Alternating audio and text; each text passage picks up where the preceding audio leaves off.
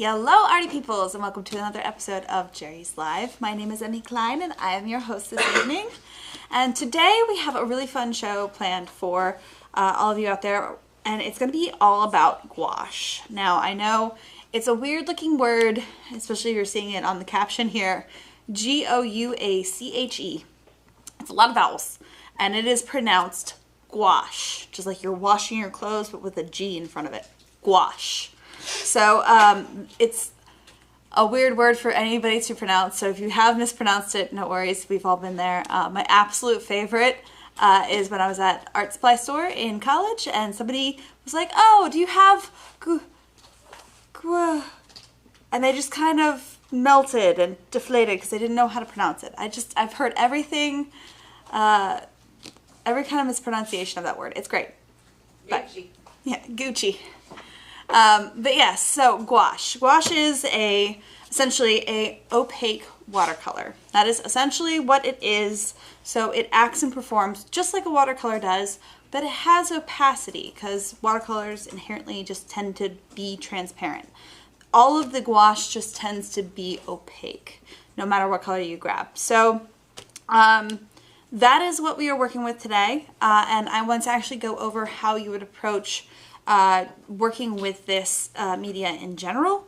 So today I'm going to be working with the Turner Design Gouache, and actually as a little bit of a caveat to that, and I did have a show previously, it was JL187, I had to look this up. It's been 4 years since I did that show, by the way. That show, I actually went over all the different types of gouache that we had to offer at the time, and Turner has two different kinds of gouache that they have. They have the acrylic gouache and then they have the design gouache. The big thing when it comes to gouache is to know whether or not it's going to reactivate or not. And reactivation is similar to like how it works with watercolor. So once it dries, if I put water on it, is it going to move around again? So that's what this will do. This works just like watercolor. The acrylic gouache, anytime you see that acryl in the word, right before gouache or after, wherever it may be, that usually means that there's some kind of an acrylic polymer added to it and it is more permanent once it dries. So that is a big thing to kind of note when it comes to gouache, and know kind of how it functions. Now for us, I'm going to be working on watercolor paper. This is the New York Central watercolor block. It is hot press. That is my personal preference when it comes to gouache because I don't love a lot of texture when I try and layer these in. If you love texture, using a hot press or even a rough press watercolor paper is a great option, especially if you do like a lot of dry brushing and get a lot of textures in there, which is really fun. So I'm using the hot press though because I like to have more of a flat layer of color personally. So that is the watercolor block that I will be using. Now I'm actually going to be using it vertically. So I already have a couple of sketches taken care of because sketching my stuff would have taken some time and I didn't want to kind of run through all of that. But when it comes to gouache, the best way to kind of start or jump in is to go with a very loose sketch. Now remember that this has opacity, so whatever you've drawn on there most likely will actually be completely covered up. Now I will show you a couple ways to kind of use gouache where you don't have to completely obliterate your drawing, but I wanted to show you a couple different options of things that you can use to sketch your kind of drawing with.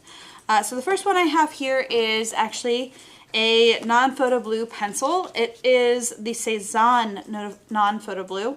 Essentially this is a blue colored pencil. You can think of it just like that. It is wax based. Just a blue colored pencil. The reason why it's called non-photo blue is because back in the day when they had copiers that wouldn't pick up this color, so if you were to ink on top of this and then scan it into your computer, the blue disappeared. But now because of technology it will pick up this color, so just be aware. But that's this one right here. Then over here it's very similar color, but this is a watercolor pencil. It's also by Cezanne. This is going to be actually activated with water. So this is a really great way of sketching if you are someone who doesn't want your pencil marks or anything to kind of shine through and you don't want to really see them at the end and you want to get rid of them, this is a really great way of kind of having it disappear. And the best thing is that this set of watercolor pencils come in all kinds of different colors, so you could do the pencil sketch in red or blue or purple or whatever it may be that actually works really well with your piece of art that you're doing. I'm actually drawing dragon fruits today, so I could have used a really bright pink and then it would have more or less completely disappeared. Then down here in this corner I have graphite, just a pretty straightforward pencil. I again grabbed the Cezanne brand, but I actually tend to try and sketch in a harder lead because sometimes they have the softer leads like the B's, so the higher the number it gets, the softer that lead is, the darker your pencil line will be. I tend to sketch with a really hard pencil so that my sketches are pretty light. It's the same way that I would approach that for watercolors as well. So with this one, I didn't have to worry too much though, because again, your gouache is going to completely obliterate that. Then my last option is ink. This is a really fun way of playing with sketches and things. Now this is actually the Accurate Professional Waterproof Technical Pen. I have the 0.5 and the 0.3. I tend to use a couple different sizes. That way I have the outline or kind of the shadow area of my form with a thicker line, and then those details get a thinner line. This is probably the most detailed drawing that I had done with this. And what's great about this is that I don't have to completely cover up that drawing, but these pens right here will actually be waterproof once I go to put any kind of water media on this, and they won't move on me. So that's the different sketches that I have, and we're going to kind of approach each one in a very similar manner. And if you're actually wondering, because I am actually working from photo reference. I just have a couple of different dragon fruits here. If you're wondering about those, I know I have my amazing moderators in the chats, and they can put the photo references that I have in the links for that for you guys in the chats. So if you want to see these images a little bit more detailed, you can download them from those links. So first step is sketch. Now remember, if you want to keep it loose and kind of give an idea of what you're doing, just so you kind of have it placed and kind of get your composition, that's great. Don't get really super detailed. You don't want to do a fully rendered drawing because the gouache is going to make it disappear. Now, like I said, it's really important to know whether or not your gouache is going to reactivate. That last show that I did, the JL187, I did go through every option that we had on our website that said gouache, the word gouache, and then I pulled it in and I gave you guys this original kind of breakdown of what we were talking about. And I did want to add in a couple more because I did that 4 years ago. We've had a couple new products that have come in or that we have now available on our website. And then I will, like I did last time for that show, I'm going to take this, I'm going to scan it, and then I'm going to pop it over to our Jerry's Live Facebook group, so that way you guys can always reference this. Now, if you are interested in joining the group, it is free to join. You just need to make sure you answer that one security question, but it's a fun little group. So I had up until, from Holbein all the way up until Winsor & Newton. That was from our last show, and then we have a couple more here. We have Daniel Smith now has a gouache, which is pretty cool. And I've tried to pull their primaries. They have a primary set that comes with a free tube of white, and that's what I used here. They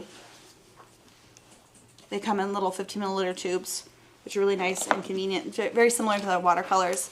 And I actually have some swatches of them for you guys to see. Let me pull this around. Okay, so here's the Daniel Smith. There's their primary color plus the white, and then I did a couple mixes here. So you can see that black line starts to disappear with these because it has a lot of opacity. Yellow is kind of a hard one to judge because most of the time that yellow is not going to be super opaque. But that is the Daniel Smith. Now, Daniel Smith does have some granulating watercolors, and I saw that they had some of those same colors in the gouache options, and I wanted to check to see if they also granulate. because I'm a curious person, so I'm gonna actually pull this up here. You guys can see this right here is that bloodstone and how pretty that granulation is. And then here's the moon glow, and that also does that split granulation with the color. It's so pretty. But there is the Daniel Smith colors as far as the gouache is concerned. With that, yes, the opacity is kind of variable because there are some that are a little bit less opaque, but they absolutely are resoluble. The binder is a gum arabic, and the consistency straight out of the tube is more of like a thin cream. Now, next we have, I'm actually going to do these two together. Schmincke has a couple of gouaches that they offer. What is the plural of gouache? Is this like a goose situation? The plural of gouache is gouache? Pronounce it. What do you want from me? Gouaches. It's gouaches. I don't know. Right. If anybody knows what the plural of gouache is, let me know in the chat. And then debate it. It feels like a goose situation. Goose geese? Moose? I don't know. You tell me. Anyway, we're going to go to the Schmincke. They have a couple different types of gouache. They have the Horadam gouache, and I believe it's pronounced Horadam. Horadam. Horadam. And then they have the designer's gouache. I actually did not, I realized this morning that I didn't actually grab the Horadam gouache. I'm very familiar with it. I've used it quite a lot, and I can fill this out for you guys, but I didn't actually swatch it, so I do apologize for that. But within their set of 10, the colors that I would pull from that particular set that I would kind of count as my primaries is the Lemon Yellow, the Madder Lake Deep, and the Ultramarine Deep. Yes, it is resoluble. And the opacity, yes, it is very opaque, but the differences between this is that Horadam is more on the naturalistic opacity kind of side. They don't add the fillers and stuff to it in order to gain that opacity. Like sometimes they'll add starch, like the dextrin that was from Lucas, or sometimes they'll add white pigment that would make it more chalky. But this one is just a naturally opaque pigments. And then the, I'll talk about the binder in a second, but the both of the consistencies for both of these are like a thicker cream straight out of the tube. Now that designer's gouache, I did grab these. They come in the 20 milliliter tube, which is very nice. Now those, I had the lemon yellow, the magenta, and the Paris blue. Those I actually pulled myself because I was looking at the pigments. The Paris blue is the only one that was very close to like the pigment blue 15, like a phthalocyanine kind of blue. So that was the one that I pulled for like a nice primary kind of color. And those actually I did swatch. They're right here. This is the designer's gouache. You can see that yellow is really quite pretty, but it does have a little bit of less opacity. But that's that Paris blue. And then here's the really beautiful mixtures that they had available. With just those colors alone. Now, the binder on both of those. I actually have gum arabic written in pen, but the others I have it written in pencil because I have not gotten confirmation as of today, and I wanted to make sure I notate that. But I had one kind of situation where I read a blog that said that the Horadam gouache has oxgall and dextrin in it. I cannot confirm that because I couldn't find it anywhere else written anywhere. But once I get those, I will add that and then pop that onto our Jerry's Life Facebook group. Now, our last one that we have available is our Creative Inspirations Jelly Gouache. So that is a really fun kind of gouache where it comes in a set like this. Once you pop it open, you have all these beautiful cups, and then they have all the different types of gouache in a wet form in the cup, and then just like any other jelly gouache that you've seen, they stay nice and wet and have like a jelly kind of consistency. This has a foam piece on the top that will actually keep them wet and kind of seal it in with all these little clips here. Now with that, I had the primary cyan, the magenta, and the yellow. Yes, it is resoluble. Yes, it is very opaque. I can actually show you the swatches here. They're down here at the bottom. And You can see the mixtures that I got. They're really, really quite bright. Very different from the others.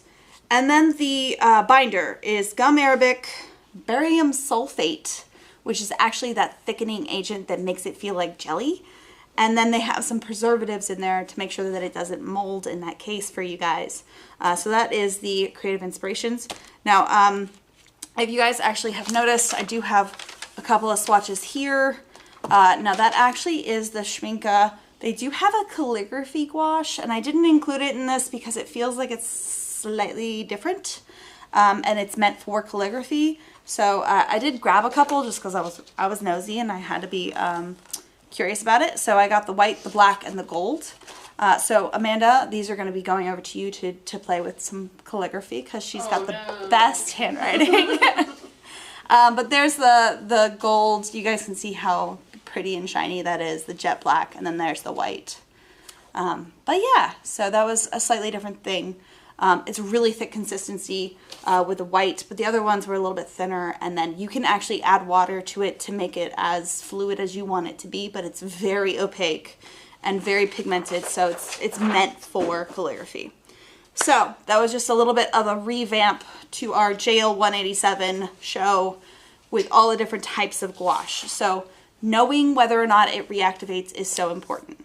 We have a question. So now that you've talked about all of those things. Yes.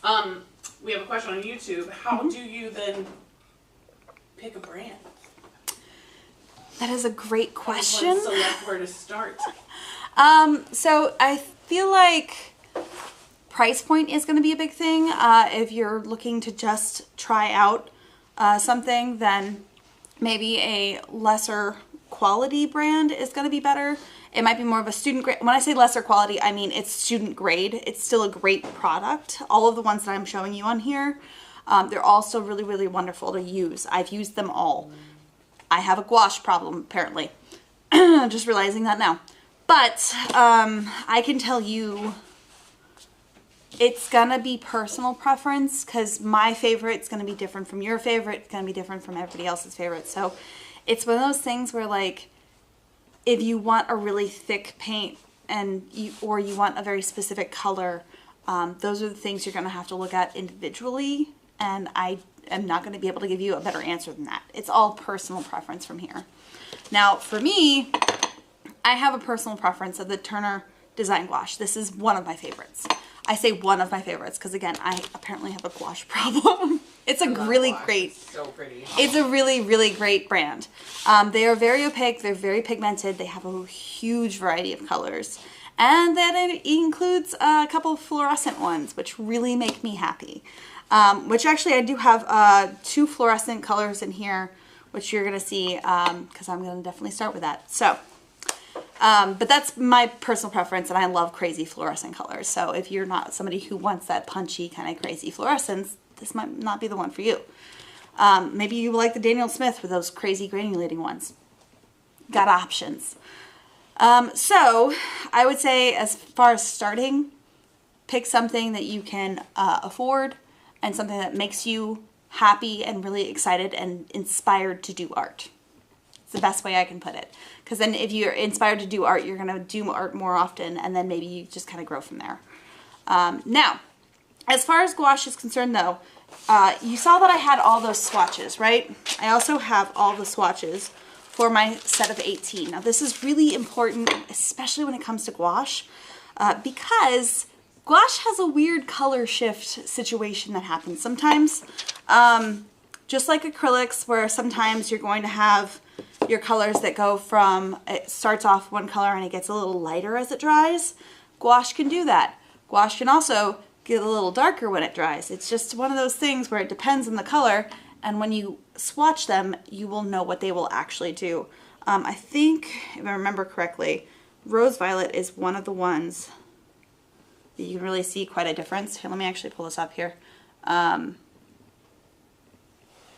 There is it wet, and there is it dry. Wet, dry. So once that fully dries, it'll be just like that. So it's one of those things where it sometimes can shift on you. But I now know what all of my colors are going to do. But that right there is also the color I really wanted to use for the dragon fruit, because it is so perfect. It's already making my water really pretty too. Now that's also the fluorescent one. It has PR 122, which is like a quinacridone magenta, as well as a fluorescent color in there. So if I hit that with a black light, it actually glows, which makes me so happy. So when it comes to gouache, know your reactivation levels and whether or not it has a color shift. So swatch, swatch, swatch, please swatch. Then another really good thing to know is it's really good to have a area, like one body of water for cleaning, and then separate water to add to your paint. This, when I get enough paint in here, it can start tinting and messing with the purity of my color when I start mixing on my palette.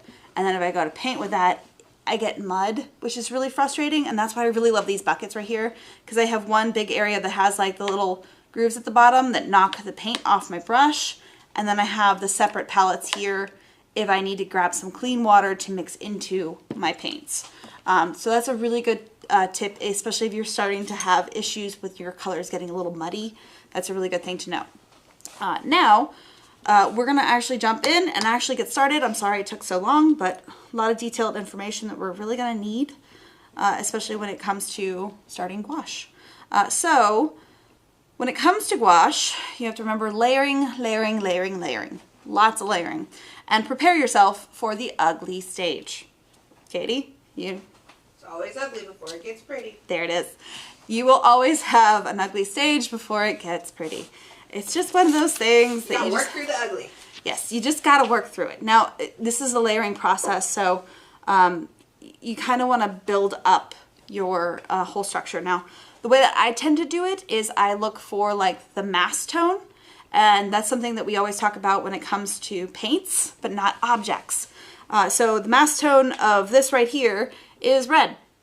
There's a mass tone of orange, and then when you start breaking it down with water, it starts getting those undertones to it, you know, where like your blues can maybe pull a little bit more purple, and then, you know, something like that. Now, the mass tone of my dragon fruit, this is pink, and there's green, and that's white.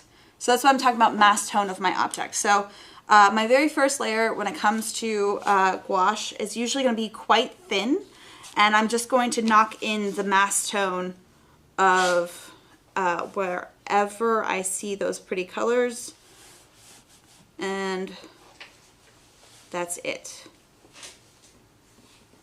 So while I'm knocking these in, if you guys do have any questions, please feel free to pop them in the chats. Now is a great time to ask, but I'm going to be doing my best to just block these in as quickly as possible. I have a layering question. Okay. Can you layer acrylic over top of dried gouache? Yes, you can. Gouache is a very mixed media friendly thing, and I'm actually going to layer acrylic Posca markers on top of it later in the show. So great question. I have a question. Yes. Can you talk about the drying time versus watercolor? This is actually a very same. It is exactly the same as watercolor. This is a water-based media, so the water that I'm adding to it will evaporate, and that is how long it will take for it to dry. That's it. All right, so Jackie would like to know how you keep your water bucket so clean. I scrubbed it with a scrubby, just like it's a dish. Actually, yeah, so I actually had a lot of paint in there earlier, and I usually kept water in there, and then if you want to like just kind of soak it, there is like, I just put dish soap in there and a bunch of water and let it kind of just soak for a while, and then I'll scrub it with like a little scrubby pad like you would for dishes. But I can't have like a really gross water bucket for you guys. Come on. All right. Do you need to do layers when you do a swatch test? No. When it comes to swatching, all I'm trying to do is get a really thick, ooh, geez, sorry, that's falling down. Really thick layer on one side, and then I water it out to absolutely pure water over here. and try and see what all it does kind of in the middle. That's really mostly what I'm looking for. So, all right. Now the best part about gouache is that it's so forgiving. So if I make a mistake, or if I put, like say I put pink in the middle of my area that's supposed to be white, I can get rid of that. And I'll show you guys how to do that in a minute, but it is a very forgiving, very fun media.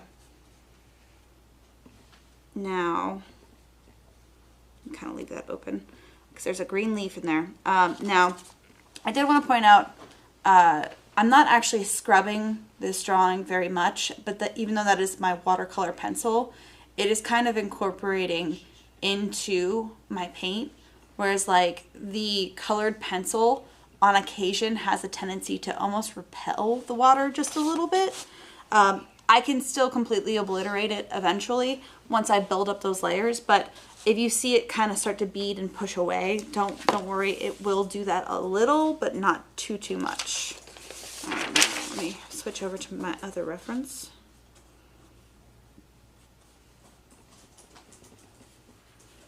Okay, I'm gonna kind of try and knock these out all sort of at the same time, as much as I can. But isn't this such a pretty color? It's so dragon fruit. It might have inspired the reason why I wanted to paint dragon fruit. All right. So I'm probably, actually, now that I think about it, I'm going to most likely knock this in as far as the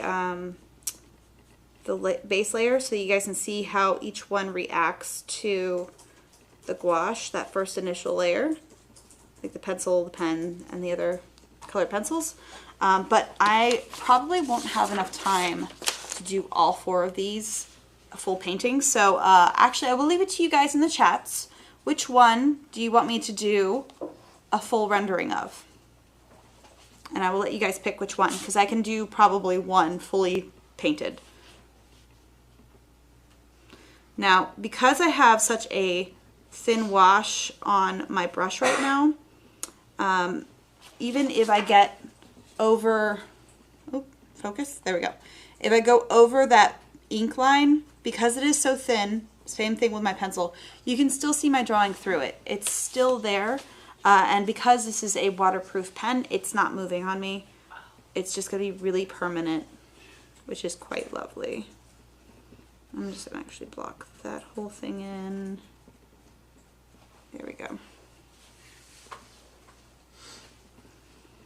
How are we doing on our... I have so many questions. I love it. Hit me. What kind of questions we got? Did you say that gouache needs to be layered? Gouache. And if yes, then why? Because it's one of the... That's just kind of how it builds up. Gouache is inherently a pretty brittle kind of medium, meaning it doesn't have a whole lot of flexibility once it dries. So that is another really good thing to test when you swatch, is how much you can put on here, how thick of a paint you can put on here before it cracks and breaks off.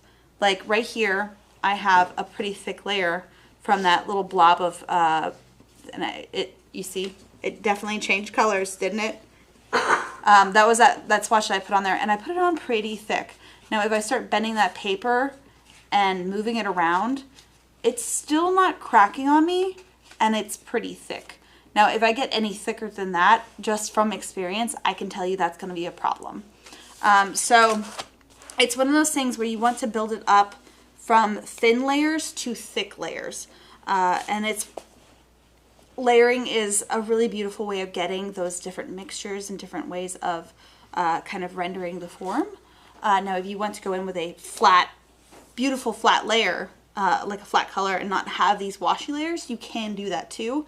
Just be fully aware that the thicker layers, when you have a lot of paint on your paper, those will reactivate a lot faster than the thinner layers. The thinner layers kind of grab onto the paper and the fibers, and they kind of hold on a little bit more. Not to say that you can't move them around if you don't try, but it's one of those things where you definitely can pick up the thick layers really fast. So if you're struggling with getting your layers to not reactivate that you're painting on top of, even if they're fully dry, try and work with thinner layers first. We have another question? Yes. On Instagram, we are wondering if the jelly gouache dries glossier than regular gouache. That was a lot of things for me to try to say. That's totally fine. No, it does not. And actually, here, hold on. Sorry. Trying to flip this around. This is the jelly gouache. Other than the fact that this is metallic, they're all flat, matte. There is opacity to them. That is what a gouache inherently should be. Granted, because of some of the differences in the binders with gouache, and I went over this more so in that last show, the 187, the differences between them. This has gum arabic and the preservative and that barium sulfate. I think all of that together is making it like it's just an inherently flat paint. So nice and flat. Another question? Yes. What other substrate can you use gouache on besides watercolor paper? And does it work better on cotton or pulp paper, or does it matter? I've honestly, because gouache is also a really fun thing to use in sketchbooks. It's really great for sketchbooks. So I've used it on all kinds of paper, and I mean all kinds of paper. Really beautiful 100% cotton paper, all the way down to printer paper, which is a little bit of a pain to work with because it will buckle, but it still goes on just fine. Speaking of sketchbooks, this is, remind me of the Reflections paper. I honestly forgot to look up. It's a watercolor paper. I just can't remember. I don't think this is this 100% cotton? They're looking it up for me. But really great in sketchbooks. Now, if you also ever find that you are worried about like anything sticking to it, one thing that you can do is take a little piece of glycine and just pop it in there.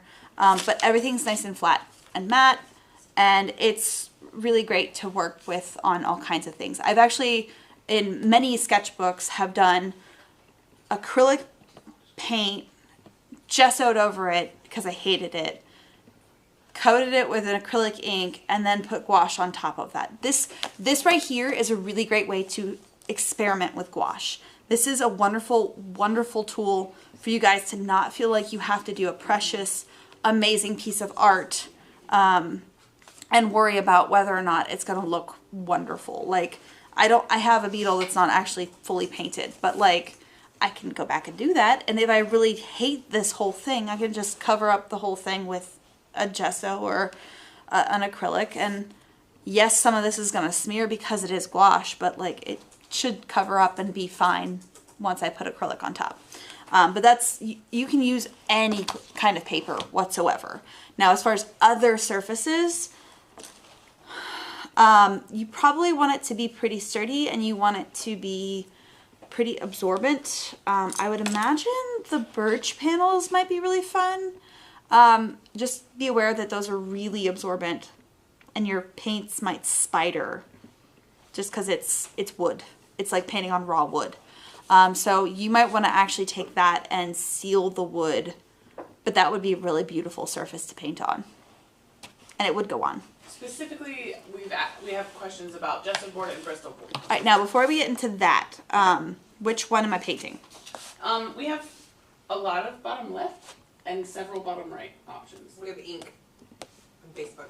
Okay, feels like ink 1, which is my favorite because I'm okay with that. So I'm gonna actually just grab this. And so ask your questions while I'm gonna go in and continue layering my stuff on here. All right, so for my darker little areas, I'm gonna mix in a little bit of purple for some shadow colors.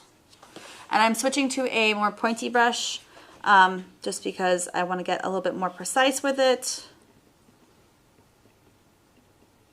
But what specifically questions did you guys have about those boards? Just could you use it on either? Would it help with cracking if they were? Remind me again which boards you were... Gesso board and Bristol board. Bristol board. Bristol paper. Bristol paper would be fine. Gesso board.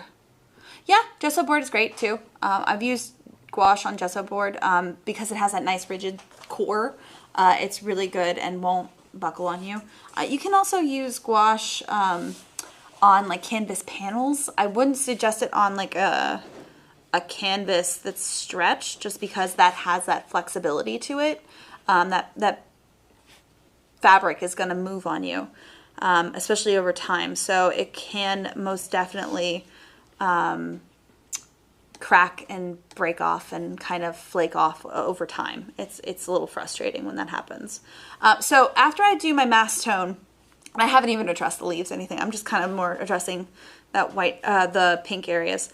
I go in and I work on my shadows. Then after my shadows, I will do some fun midtones. And then after that, I will do highlights.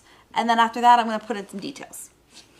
So basic shadows for this right here, just to kind of give my dragon fruit some form. But that's the way that I approach it almost every time. So mass tone, then your shadows. And if you find, this is going to be a lot of controlling water. So if you find that you don't have enough water on your brush, you can get the dry brush effect, which can also look really, really cool. Here, I'll do it up here. And the texture of your paper can come through. But if it's intentional, it looks great. If it's on accident, it's a little bit frustrating. So if you add just a little bit of water, you can actually get a nice clean wash and move that around a little bit, you know? But if you find that you have too much water, that's why I have paper towels over here, because I can actually just touch the brush to the paper towel and it will pull a lot of that moisture out for me. And then I can kind of just go back and forth between whether or not I have a lot of water or a little bit of water. Now I am going a little bit too dark on this, which is okay. Unlike watercolors, I can pull the light back out on this because I have those lighter colors that have opacity. It's very easy to pull your lighter colors back. So if I take that white,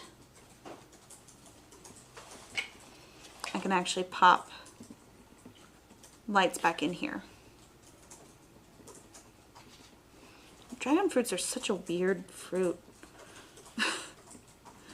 They're so bizarre. Now, as far as the white center, I'm going to actually add a little bit of that pink, just to kind of keep that color going. And this is the dry brush technique. I'm okay with it being a little scratchy on the inside. But if I go with that more square brush, because I should actually address that, I'm going to go with more of a ultramarine. This is a cobalt blue, not ultramarine.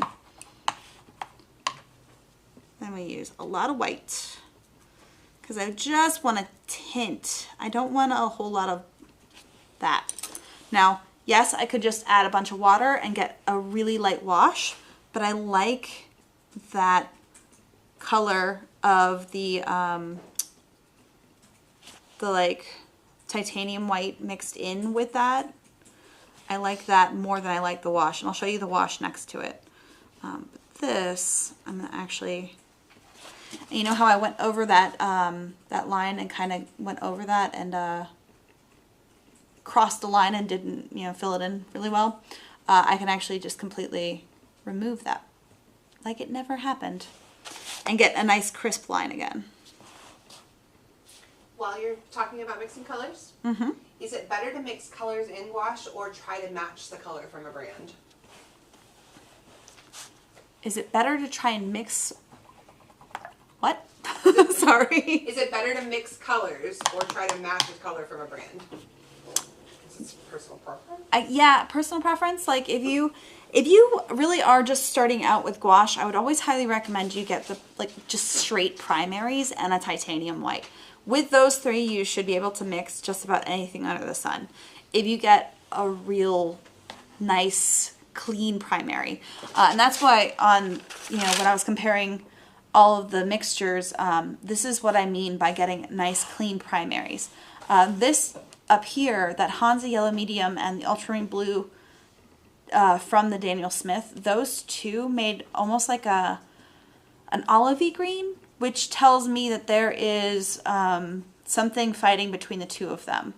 And that's because that ultramarine blue leans a little bit more towards red, whereas like a cyan blue leans kind of a little bit more towards green and gives you a cleaner green. Now that being the case, you will always have probably one of these mixtures that will always be a little bit not perfect.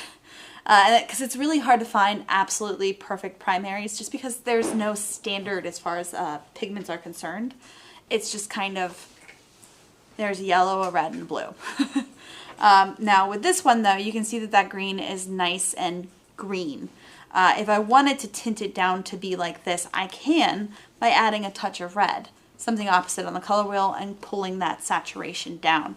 But that's why I'm saying, like, if you're just starting out with gouache and just getting primaries, you can mix anything. But if you're like me and you just want to get a crazy fun pink, grab it. Why not? You're the one that makes up the rules here. Alright, so I'm going to add white to this. Which one is this? This is the yellow, permanent yellow deep. I'm gonna mix in a little bit of that pink. And a little bit more white here. Give me like a really light peachy color. Now that is really thick. I need more water. And I forgot to also show you the differences between that.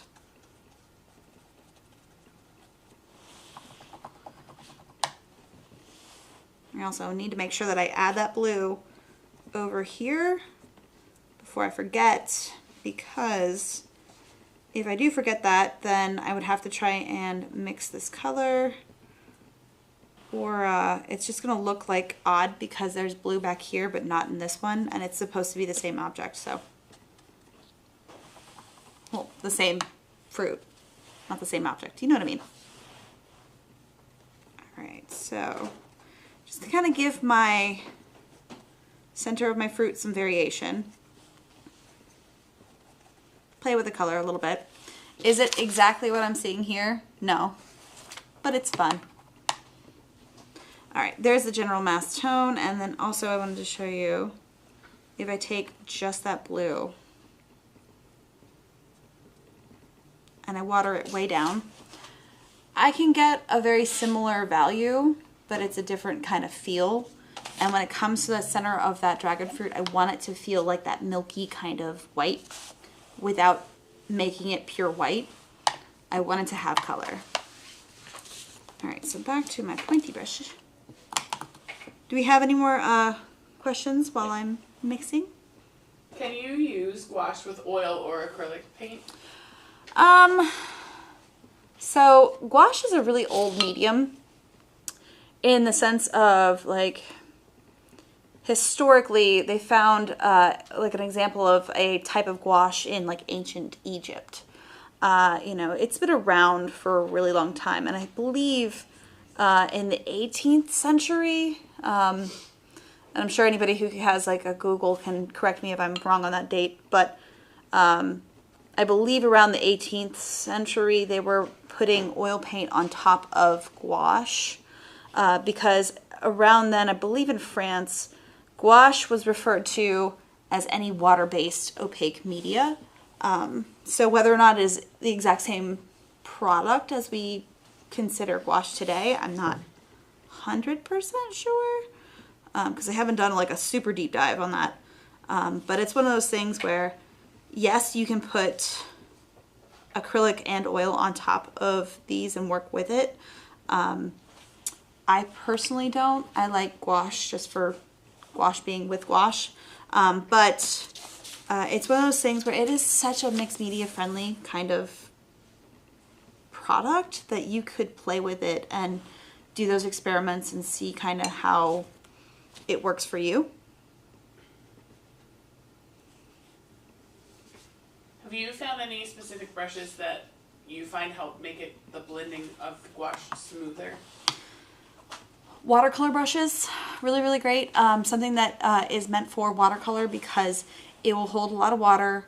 It retains its shape. It's meant for this process. And also, it's, again, personal preference as far as like shape and size. I really love a flat brush. It's one of those things that I find it so versatile because if I use it this way, I have a wide brush stroke. If I use it this way, it's a really fine point if I need it to.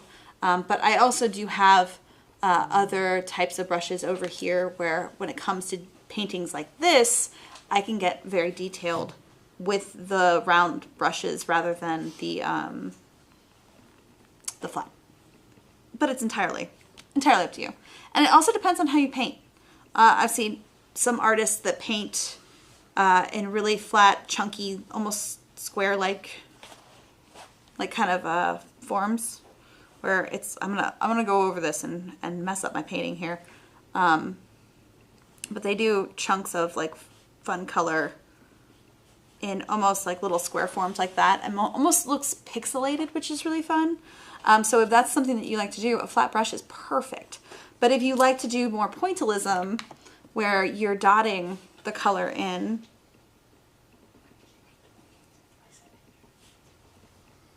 that's something that brush, a round pointy brush, would be something that would be better for you. It's so personal preference. But you see how I just messed up my dragon fruit? If I take, this is a really good way to talk about blending. If you have two very, very different colors and you want to blend them and get a softer edge, what's really great is if you take any shape or size brush that's appropriate for the size of the area that you're blending, make sure that it's nice and clean and it has water on it, and you go over those edges. I don't want my brush soaking wet, but just damp. And you can soften those edges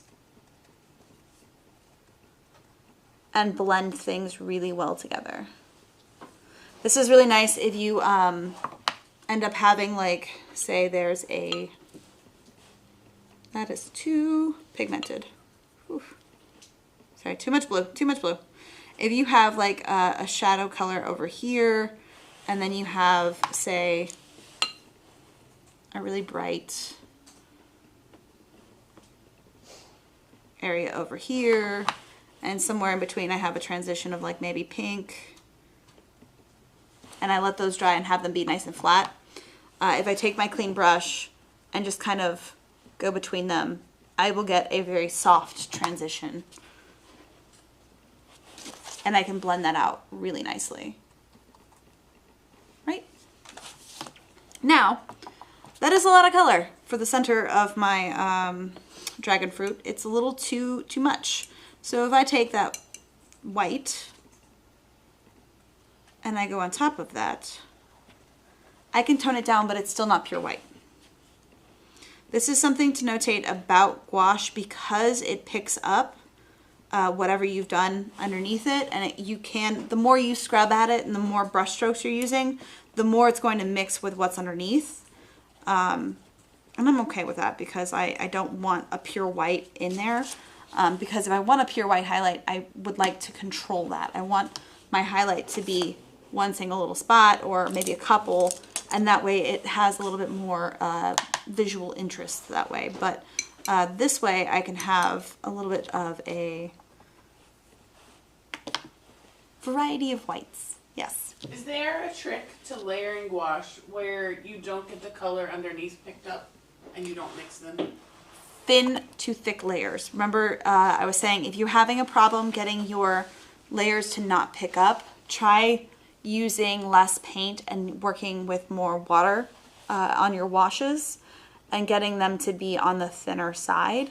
But it's one of those things where this is why I say your sketchbook is a really great way to practice, because that's where I would be practicing those techniques and kind of trying to see whether or not I have put too much paint on my brush or whether or not I have too little, and kind of trying to see where that happy medium is. And especially when you do it in your sketchbook, then you're not worried about, oh, I'm wasting this really, really nice paper. It's, you know, beautiful 100% cotton. I want it to be a nice painting or drawing, and then there's a lot of pressure on you, and we don't need that. Just take the pressure out of it, get a really great sketchbook, and play around with that. Then use those things that you've learned in your sketchbook on the piece of paper. That's a really nice piece of paper. I'm going to actually make that more of an olivey green with adding in a little bit of that red to my, I think that was a permanent green light. Permanent green light and any kind of like bright scarlet kind of red make a really lovely olive green, in case anybody was wondering. So there you go. I just put that down, and then I took my brush and I kind of just went back and forth and did a really nice transition from that green into that like almost orangey color that I had on there.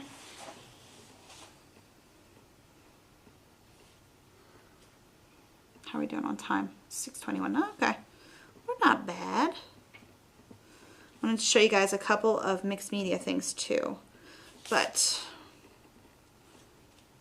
I feel like we're in that like stage where everyone's just watching me paint. I got a lot of head nods over here. We do have one question that I was going to wait till the end, but I'm not sure you're going to completely finish it. Would you varnish this? That is a great question. I love that you guys are always asking about varnishing and finishing your pieces. No, I don't varnish my gouache pieces. I frame them just like I would with watercolor. So I put them under glass, if I put them under glass at all. Again, I use a lot of gouache on my sketchbook, and I have an illustration background. So for me, a lot of the times I'm looking to make a beautiful painting, scan it in, it gets reproduced, and then there's a digital version of it out there somewhere. I'm not usually using it as like my final artwork piece. It's used as like a marketing or that kind of a background kind of idea of it. So if that's not where you're going, totally fine. This is a really great medium to use as far as a final piece, especially because it's so forgiving.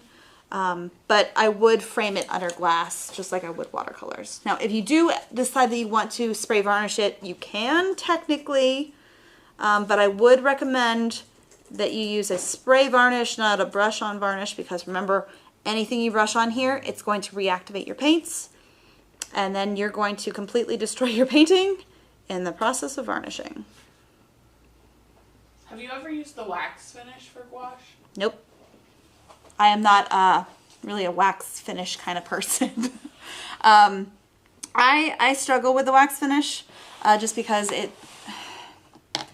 I don't like the texture of it. It's not my jam. If it is yours, no shade on that. It is a great product. It is just, for me personally, it kind of gives me the ick a little bit. But it is a lovely thing. I don't know if I would use it for gouache though, because again, you have to put it physically on and then you have to rub it. And anytime you put anything on here and move it around, it's gonna move your pigments around. There's nothing holding this pigment down, just like a watercolor. It's attached to the paper, but that surface can be disrupted really fast. Now I wanted to talk about, actually, can we go to that side camera? I feel like this would be, maybe, we might be able to go to that one. There we go, okay. So I have my little shadow areas for my leaf, and I made them pretty graphic, and I wasn't trying to blend them at all. But the underlying kind of lighter olive green layer is dry already. And actually I can say it's dry, the whole thing is dry now. So if I'm trying to blend these and get them a little bit softer, I have a clean wet brush, and I'm just going to take the tip of my brush and kind of fluff those edges, and it just softens it just a little bit. It doesn't completely obliterate it, but this is a really lovely way of getting it to kind of just blend without having to worry about getting that blend when it's straight on your brush and kind of working back and forth, you know? Now if I decide I want to go darker, I can do that too, and then kind of bring it in. And just like watercolor, if I have a wet area on my paper and I go to work into it with a wet brush, it's like wet on wet. You're going to get it to blend anyway. Now, I was talking about how you can actually lift as well. So if I take a clean brush and get that wet. Now, remember, this does have fluorescent color in there.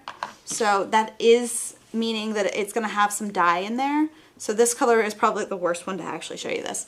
But you can get it wet and then kind of start doing the lifting technique just like you would with watercolor. And I think that's going to actually stain pretty bad because of that dye in there. I feel like this would probably work a little bit better. I work that in and then start lifting it just like I would with watercolor. Yeah, see, it's starting to come up.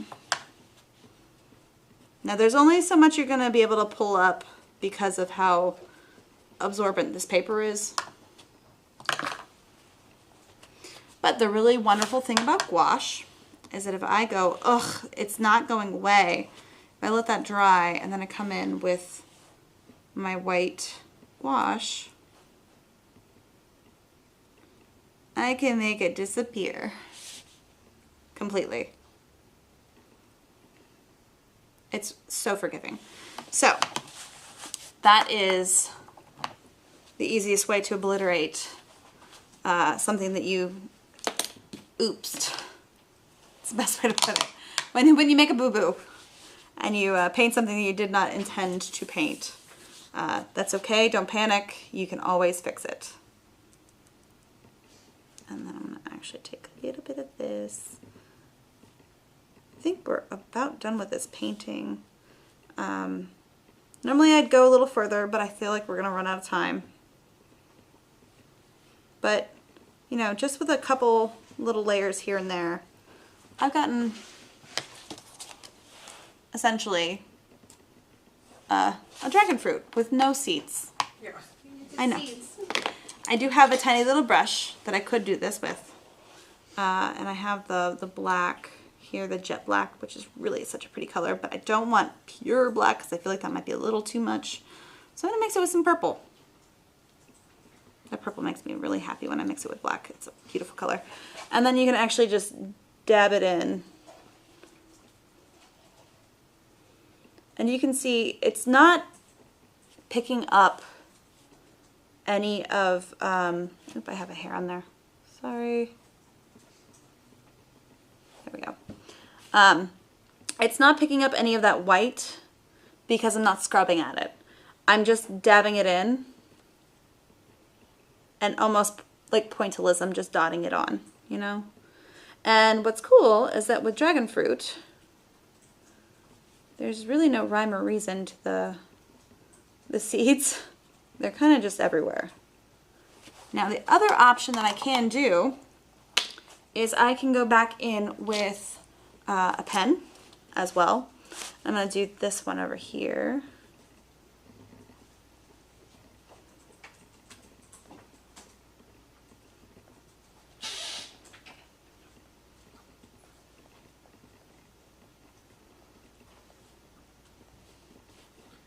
I'm not actually going to be able to dot all of these because that would be insane.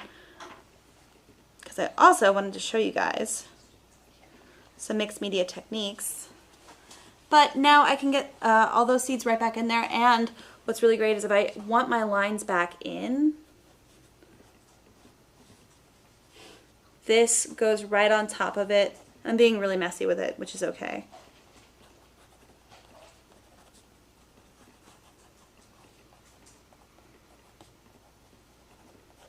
I'm not trying to make a precious little drawing over here.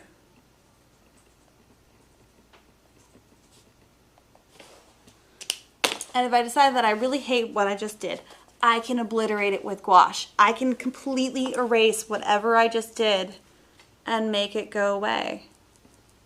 That is the beauty of gouache, is that you can go back and forth and back and forth. Another really fun thing we can do is colored pencils. Yes, that was my question. I'm so glad you asked, or almost asked. So I have the Cezanne, oh geez, Why can I never open these tins? There we go. I have the Cezanne set of 120 over here. I have so many colors. Let's go with, what colors do I have? Let's go with like this really fun purple. Yes, you can absolutely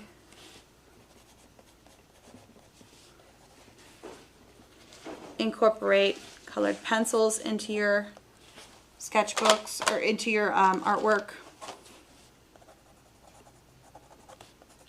And it goes down really, really well. Now remember, this is also still kind of wet, so I'm working really fast here, and I probably would have personally let this dry a little bit more, but you can absolutely go back in. Let's say I want to get my nice shadow over here. Because remember, I just put white gouache on that, so it's not wanting to really go down because it's definitely still wet. So I can do that. I can make this a little bit darker. Bring some shadow over here.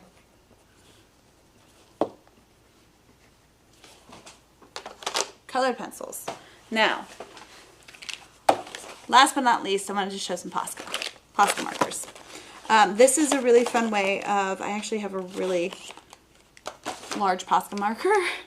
I didn't grab the smaller ones because I forgot about that, but you can also go over top of this with some Poscas, and what's great about Posca is that you can also go on top of that with pen, and if you decide that you want to adjust your color some more, once I put this Posca down, oop, I didn't even start the white. Excuse me, hold on. Here we go. Ooh, jeez. Forgot to shake it. Don't forget to shake your Poscas. Would you wait till it's dry to start with other media? Yes, I would. Again, remember I am working really fast because I am on a time crunch here. But there you go. I can put Poscas down. Now once that dries, I can put more gouache on top of it. It's mixed media friendly. You can keep going back and forth and back and forth and back and forth, and you can keep incorporating all kinds of fun things. You can actually see that Posca marker shining where I was drawing it because it's still very wet. But yeah, it's just such a fun, user-friendly kind of media, and it's, I mean, again, you can even put the Posca markers in your sketchbook, because this whole thing was a green gouache color that I had mixed. Now, another thing I wanted to show you guys is I did put all of my gouache into a porcelain palette, which is really lovely if you're in a studio. Now that will dry out. And I have, if you don't have a porcelain palette, you can have one of these too. This is the one I had used for my bugs. This was my custom color that I mixed. I used the Viridian green, the turquoise, white, and I even think I added just a little bit of that permanent green light, that lime kind of color here. And I mixed it up to where I got to this really beautiful color here. Now, what's great is that this is completely dry. And if I take an Aqua Mist bottle, I'm gonna actually do this over here because I don't want to spray my artwork. I can now take this, and yes, it is cracked because it is so brittle. This is what I'm talking about. But I can now paint more gouache with that same color. It is going to reactivate over and over and over again forever. So if you custom mix your colors, even if it's in a palette like this, or if it's a palette like this, even if it breaks, it is still usable as long as you have a gouache that reactivates. So you can use it until the cows come home, which is a really fun way of having like custom palettes and things like that. Do we have any last minute questions before we officially sign off here with all things gouache? And I feel like if I did miss questions as well, or if you are watching in the future, we always make sure we come back and answer them as well. So if you have questions and we've already signed off, just pop them in the chat. We will come back and get those. So the one thing we were talking about on YouTube earlier is panning them. Yeah. It's a little hard. Said, like, whenever I've done it, they've like cracked, and it's very difficult to keep. They're like pebbles instead of paint. Oh yeah, no, it's really hard to pan or have gouache in a pan because they do tend to like do this. They don't really want to stick to the plastic because pans are made out of plastic. This is made out of the same plastic. They just separate. They just are like absolutely not. It's not an on-the-go palette. It is not really an on-the-go kind of thing. Now, that being said, I have panned gouache because I'm very stubborn and no one's going to tell me no. Especially the Turner Design gouache that comes in fluorescent. I will have that in every palette. I don't care if it cracks. But it is one of those things that you have to be aware that when you go to open it, it might have detached or it might have some crumbles and you have a little bit of cleanup that you have to do. But one thing that you can do to combat that is, I believe, add a touch of honey or glycerin. That gives it, honey tends to make it reactivate faster, but it does have a little bit more elasticity to it. Same thing with glycerin. It gives it a little bit more elasticity. Now, when I say a little bit, I mean a little bit. Because if you put too much in there, it will never cure, and then you'll be stuck with a pan that's never dry, which is more of a mess. Don't ask me how I know this. I might have figured it out the hard way. But it's one of those things where this is something that you guys can play with and kind of experiment with. Now, if you're like me and you're just like, meh, whatever, just have a pan of the gouache. I will say fill it slowly. So do a very thin layer in a pan, let that dry, do a very thin layer, let that dry, and slowly build it up. If you fill the whole pan all in one go, it's definitely going to crack and it's definitely going to kind of start to crumble on you. So it's one of those things that use my wisdom, please. But that was gouache. And I believe if we do have any other questions, though, we'll have to get back to them because we are officially out of time.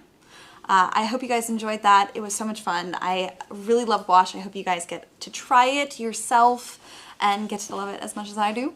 And of course, make sure you join us next week because Michaela is going to be back on and she's going to be talking about dry point etching and printing, which is a really fun printmaking process. So if you've ever been interested or if you didn't know that existed, make sure to join us next week and she'll be talking about all that. So I will see you guys then. Bye!